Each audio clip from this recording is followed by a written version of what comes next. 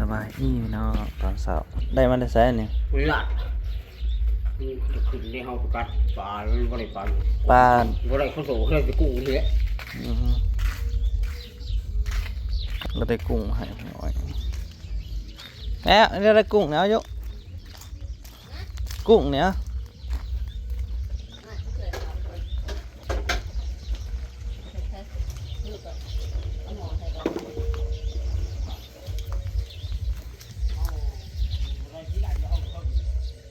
ฮะ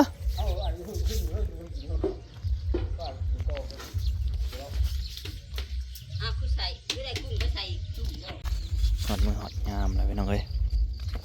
ทำไมจะไปแหกหน้า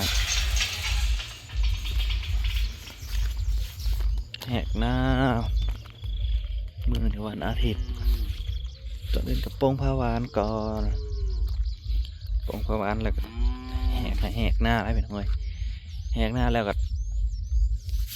ไทยยำได้ก็ได้บ้านี่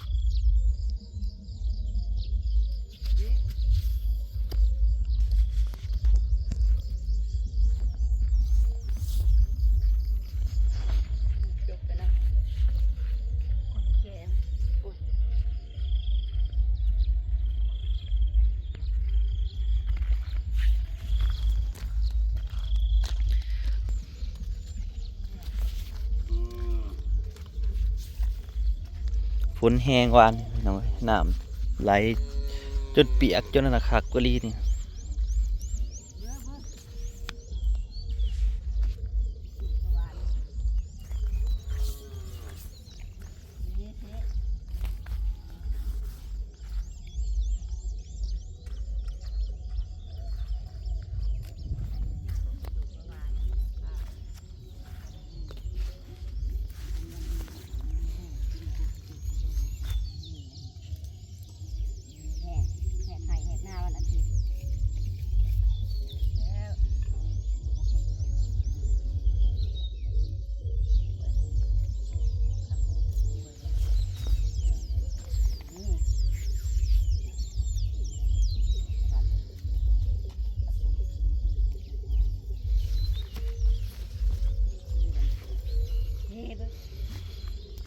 ไข่แหกหน้าพี่น้องเอ้ยอันนี้ไทยได้แล้วมันไทยกับไทยได้ป่ะเนาะ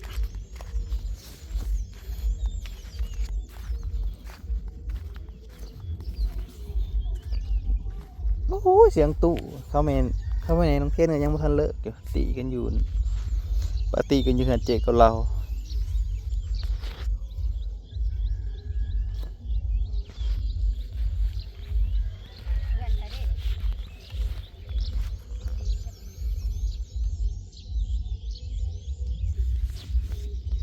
โอ้ขนาดนี้พี่น้องท่านนี่ก็2-3บ่องผู้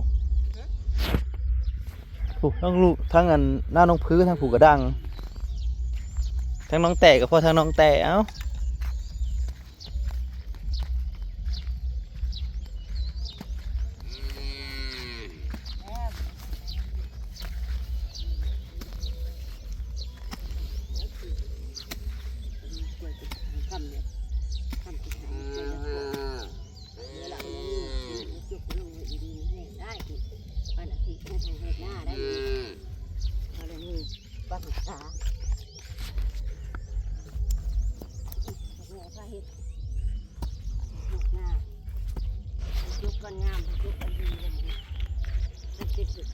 พ่อแม่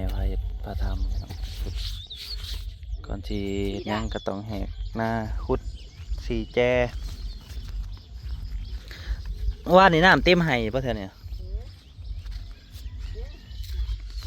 อ๋อน้ำลาย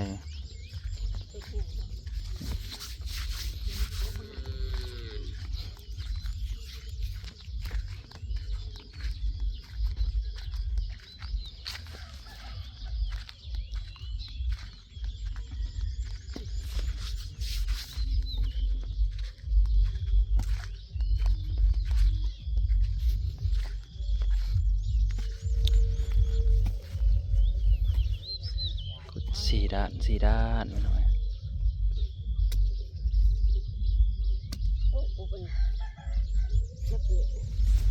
มันเป็นน่ะนะมันปิวไปมันก็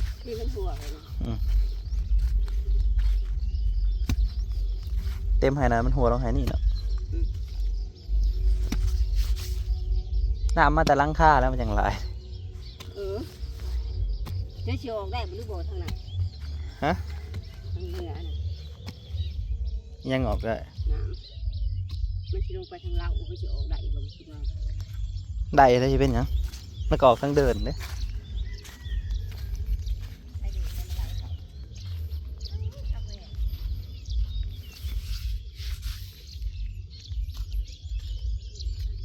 อาไป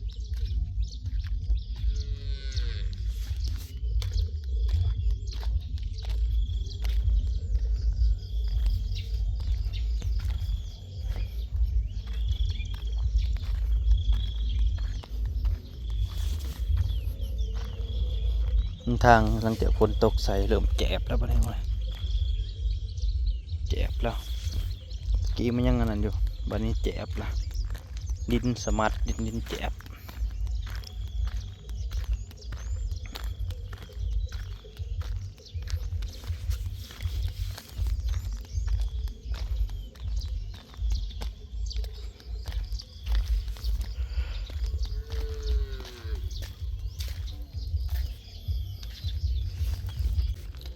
แล้วพายางบางถนนก็เป็นอะไรถมไว้แล้วก็ฝนตกใส่วันนี้มันจะเป็นอะไรแถวนี้เอาหินมาโรยแถวนี้นะเอาหินมาโรยเนี่ยมันก็เลยโรยหนา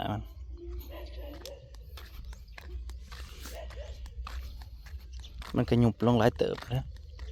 แต่เอาแถวนี้บางๆครับบดคูณสูงบางๆไป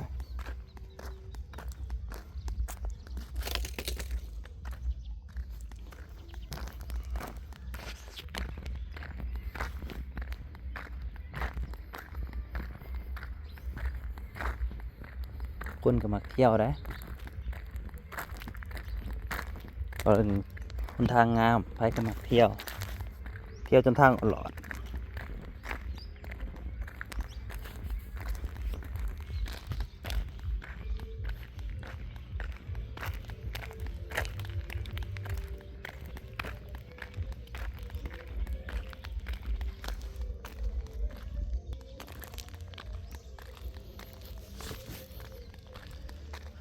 มันก็ไข่แต่ตกใส่แล้วมันก็สิแจบไปพี่น้องเอ้ย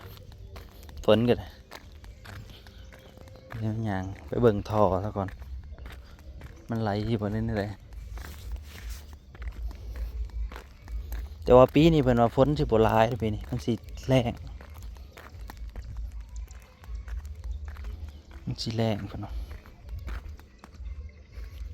แรงเลยสิหยังก็รอเบิ่งไปพี่น้องเอ้ย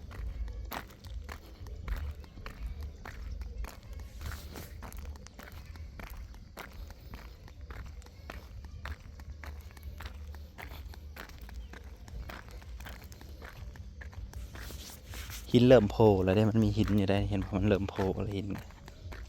มันตกมาเรื่อยๆในหินก็โผล่ขึ้นมากันสิไข่แน่อยู่พ้นตกคอยที่มือแรกเอาจนมันติดจนล่อรถจนนั่นบ่เห็นลุ่มไปบ่อนี้มันเป็นโกนสิเอาส่วนมาเสริมส่วนเอาแต่ขางๆแล้วมาเสริมมองมันเป็นโกนตรงกลาง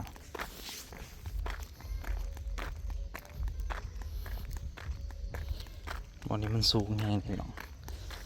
เราคนตกแห้งยันมันสลายลง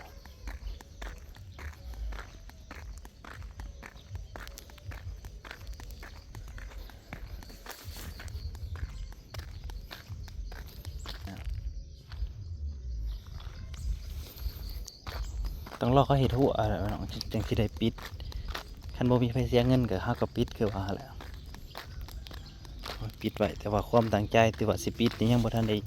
ล้มเลิกเด้เพราะว่าเฮาลงทุนหลายเด้ต้องปิดแน่นอนท่อเฮาเป็นอย่างไรเนาะน้ำไหลน้ำไม่ได้สิมาไหลหลายเนาะทันอยู่ดอกทะลุไปบ่ล่ะ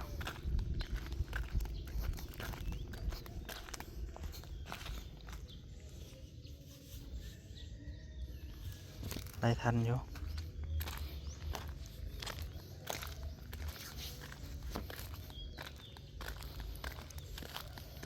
ยินแต่หนึ่งเพิ่นมาเอาเลย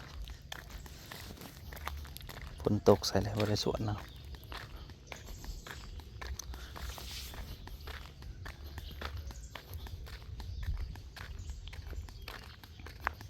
แจบคักปะยังบัดนี้แจบคักแล้วพี่น้อย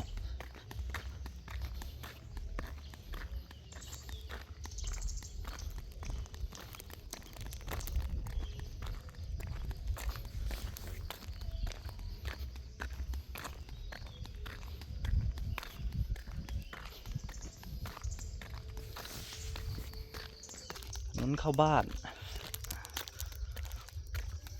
คิดว่ายันมันเจือนลงไปนี่พี่น้องแถวข้างๆบนนี้มันสูงแฮงกลางคืนไผมากกับเบิงบิดรถอยู่พี่จำแต่ว่าปุดเปิดโอกาสให้ได้เที่ยวเจ้าเพิ่นได้เที่ยวซะก่อนเพราะฤดูฝนมันสิปิดไว้อยู่ดอก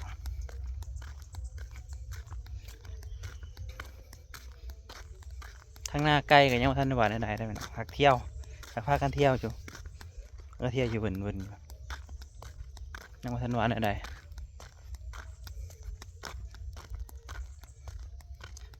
เรื่องเที่ยวไปก็อยากเที่ยวนะเรื่องเสียไปก็อยากยาก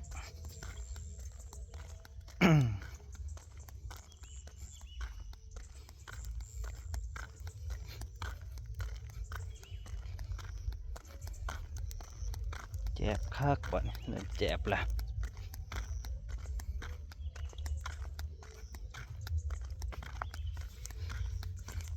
เพราะว่าขี้ง้อย่ำฝนน่ะแหละขนาดบ่เห็ดนะทางออกไปเนี่ยทางเที่ยวอะลงห้องตัวนั้นโอ้ยบ่ไหวลงห้องตัวนั้นบ่ได้เลยรถใหญ่นี่มีสิทธิ์ลมติดลมตลอด